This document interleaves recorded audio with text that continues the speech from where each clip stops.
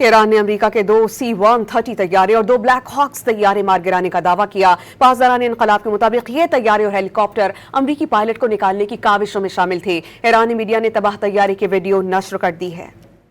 ایران کے خلاف مختلف محاذوں پر امریکہ کو نقصانات کا سامنا ہے۔ ایران نے امریکہ کے 2 C-130 طیارے اور 2 بلیک ہاک ہیلی کاپٹر تباہ کرنے کا دعویٰ کیا ہے۔ پاسداران انقلاب کے مطابق C-130 طیارے اور بلیک ہاک ہیلی کاپٹر امریکہ کے سرچ اینڈ ریسکیو آپریشن کے دوران نشانہ بنائے گئے۔ ایرانی سرکاری میڈیا پر تباہ امریکی طیارے کی ویڈیو بھی نشر کر دی گئی۔ ویڈیو میں مار گرائے گئے طیارے کا ملبہ دیکھا جا سکتا ہے۔ ادھر امریکی صدر ٹرمپ نے دعویٰ کیا ہے کہ تباہ جہاز کے لاپتہ اہلکار کو ریسکیو کر لیا گیا۔ خاتم الانبیاء سینٹرل ہیڈ کوارٹر کے ترجمان نے طیاروں کی تباہی کو امریکی فوج کی ذلت آمیز شکست قرار دیا۔ ابراہیم ذوالفقاری نے کہا کہ ٹرمپ کنفیوژن پیدا کر کے اپنی کمزور فوج کی تلخ شکست کو چھپانے کی کوشش کر رہے ہیں۔ ایران کے خطے میں امریکی مفادات پر حملے بھی جاری ہیں۔ متحدہ عرب امارات میں ابوظہبی کے پیٹرو کیمیکل پلانٹ پر بھی میزائل حملے کیے گئے، جس سے پلانٹ میں آگ لگ گئی۔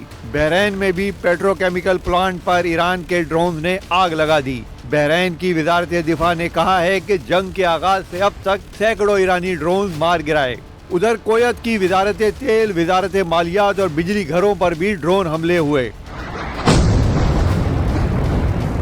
ایران کے جوابی حملوں کے دوران اسرائیل پر میزائلوں کی بارش کر دی گئی۔ بن گورین ایئرپورٹ پر نئے تعمیر شدہ control tower, navigation system, antenna اور ریڈار تنصیبات پر بھی حملے کیے گئے۔